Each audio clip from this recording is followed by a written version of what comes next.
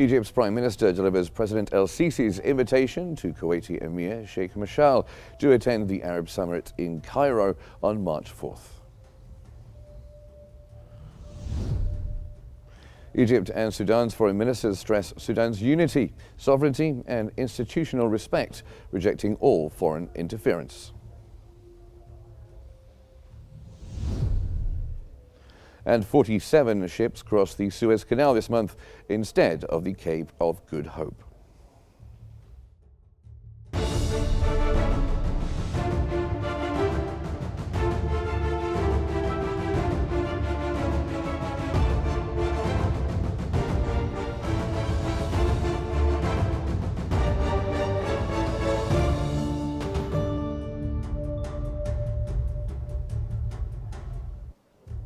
Hello there, good evening. You're watching Q News, bringing you the latest updates from Egypt.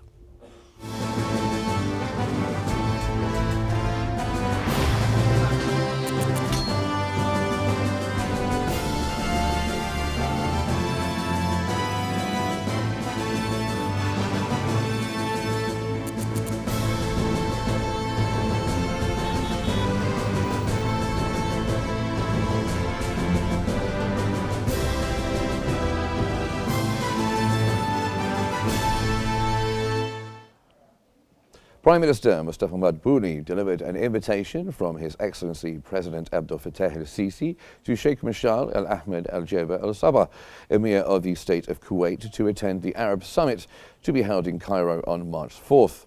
During the meeting, Prime Minister affirmed Egypt's welcome to Kuwaiti investments in the Egyptian market, expressing his keenness to support Kuwaiti investors on a permanent basis and encourage them to enter into new investments. And Emir of Kuwait stressed that Kuwait has enjoyed Egypt's support since the beginning of its renaissance, referring to what the fathers in Kuwait recommended to Egypt and stressing that Kuwait will not forget the support provided by Egypt in the past.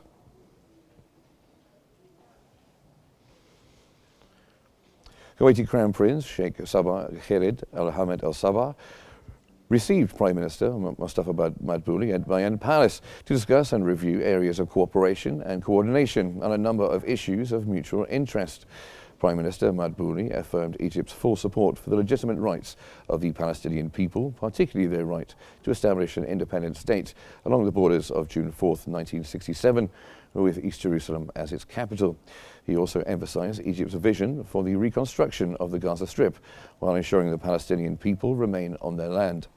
The Kuwaiti Crown Prince stressed the importance of coordination to serve the interests of the Arab nation, expressing his anticipation for Egypt to present its plan for the reconstruction of Gaza, which would uphold the legitimate rights and interests of the Palestinian people through rebuilding and ensuring their continuity on their land.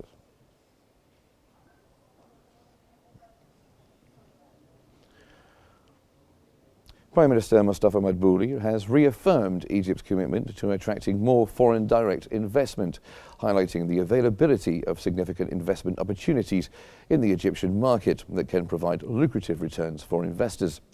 During his meeting with Kuwaiti Prime Minister Sheikh Ahmed Abdullah al-Ahmed al-Sabah in Kuwait, Prime Minister Madbouli outlined the government's efforts to ease procedures for investors through various facilitations, including the possibility for investors to obtain the Golden License. The Prime Minister also presented several investment opportunities in the North Coast, the Red Sea and along the Nile.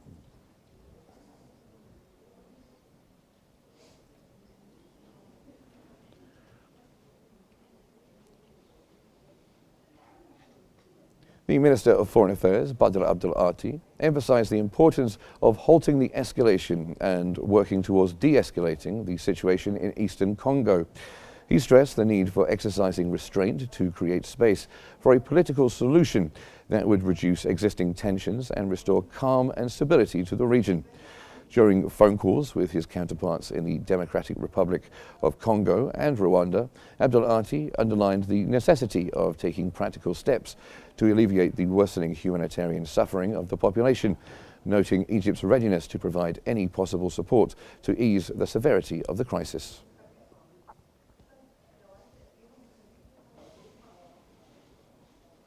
Foreign Minister Badr Abdul Ati and his Sudanese counterpart Ali Yusuf al-Sharif discussed the importance of preserving Sudan's territorial integrity, independence and sovereignty, and the respect for all of its national institutions, including the armed forces, while rejecting any form of foreign interference in Sudan's internal affairs under any pretext. Both sides agreed to strengthen their joint efforts to protect the full water rights of both countries in accordance with the agreements between them and applicable international law. They stressed the inseparable connection between Egypt's and Sudan's water security and called for all parties to refrain from any unilateral actions that could harm their shared water interests.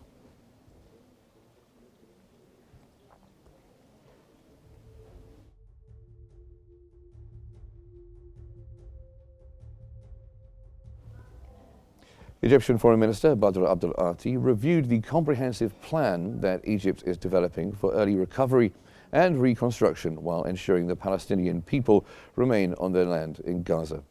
In a phone call with his French counterpart, Jean-Noël Barrot, Minister Abdel Ati expressed hope that the international community, including European Union countries like France, would support Egypt's efforts in the reconstruction of Gaza alongside Arab support for Egypt's initiatives.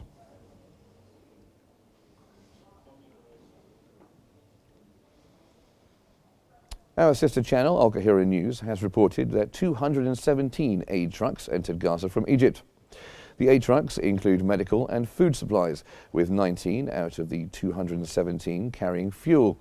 They entered Gaza through the Kerem Abu Salim and Al Ajab border crossings.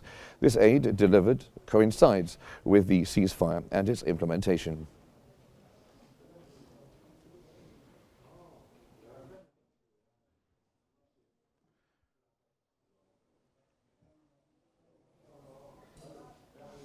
A consultative meeting began this morning in Cairo between members of the Libyan House of Representatives and the High Council of State in response to an official invitation from the Egyptian Parliament. Aim of this meeting is to exchange views on ways to break the current political deadlock in Libya and to bring the two sides closer, contributing to advancing the political process in the country.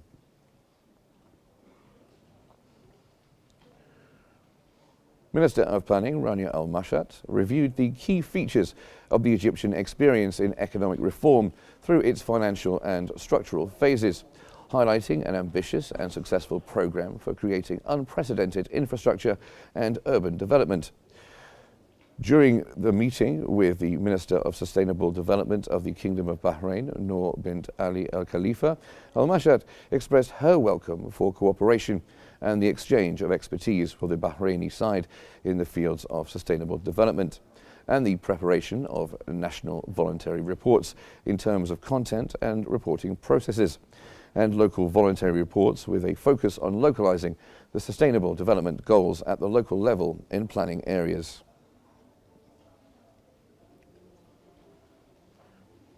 Minister of Tourism and Antiquities Sharif Fathi and the newly appointed head of the Japan International Cooperation Agency office in Egypt at the Grand Egyptian Museum to discuss enhancing cooperation between Egypt and Japan, ongoing projects and future collaboration plans in tourism and antiquities. Minister Fathi emphasized the strong friendship between the two countries, particularly their collaboration in tourism and antiquities, citing the Grand Egyptian Museum project as a prime example. The meeting also focused on increasing tourist flow from Japan to Egypt, sharing expertise and further collaboration in archaeological research. Higher Education Universities Council has approved the establishment of 12 new national universities, which will include 98 faculties and a wide range of academic programs across various disciplines. During the meeting, the Minister of Higher Education, Ayman Ashur, emphasized the importance of offering modern academic programs that align with labour market needs. He pointed out that these universities are ambitious projects that reflect the country's vision to improve the quality of educational services and enhance scientific research.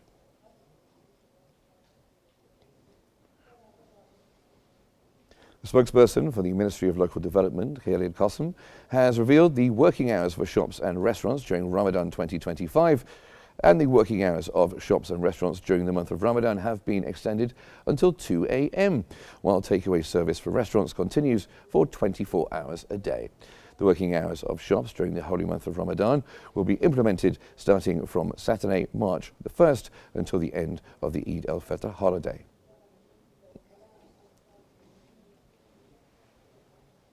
Admiral Osama Rabia, the chairman of the Suez Canal Authority, announced the return of stability to the Red Sea area, which has led to 47 ships since the beginning of this month altering their routes to pass through the Suez Canal instead of taking the route around the Cape of Good Hope. The chairman added that despite various challenges, the Suez Canal has continued its ambitious development plans thanks to the support and care of President Abdel Fattah el-Sisi, ensuring the canal's readiness and enhancing the quality of services provided to clients. Minister of Electricity Mahmoud Asmat attended the signing ceremony of an agreement for the construction of 2 energy storage plants with a total capacity of 1,500 megawatt hours. The agreement was signed between the Egyptian Electricity Transmission Company and the UAE's AMEA Power. Under this agreement, the Emirati company will establish 2 independent battery energy storage plants. The Minister for Electricity stated that the plants would have capacities of 500 megawatt hours and 1,000 megawatt hours, along with transformer stations and integration with the national grid.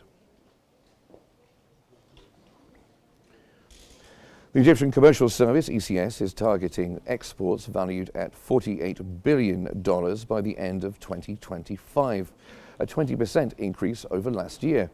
Also, the authority aims to boost trade with African nations by 20% in 2025, compared to the $3.6 billion achieved by the end of 2024.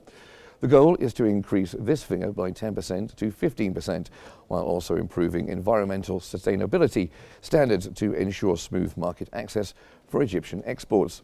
In 2024, the authority secured 960 export opportunities valued at approximately $2.3 billion.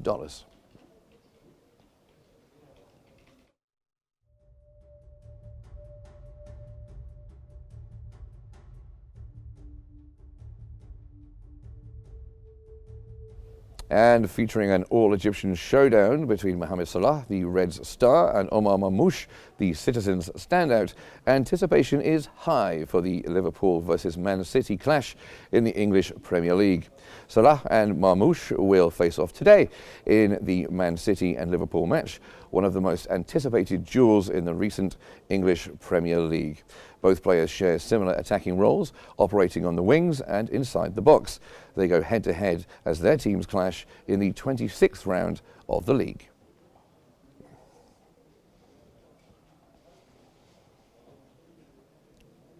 The Egyptian Meteorological Authority has predicted the cold wave hitting the country to continue today, with a noticeable drop in temperatures, especially at night.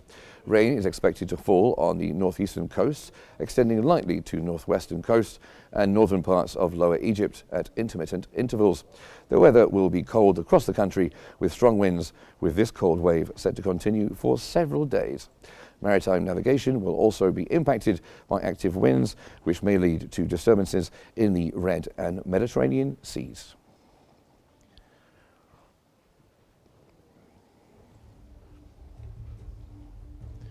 And we're all waiting for the return of summer. That brings us almost to the end of the bulletin. Here's what we've been covering. Egypt's Prime Minister delivers President el-Sisi's invitation to Kuwaiti Emir Sheikh Mashal to attend the Arab Summit in Cairo on March 4th. Egypt and Sudan's foreign ministers stress Sudan's unity, sovereignty and institutional respect, rejecting all foreign interference. And 47 ships crossed the Suez Canal this month instead of the Cape of Good Hope. That's all for now. Remember to stay updated by following Qnews for the latest developments. Bye for now.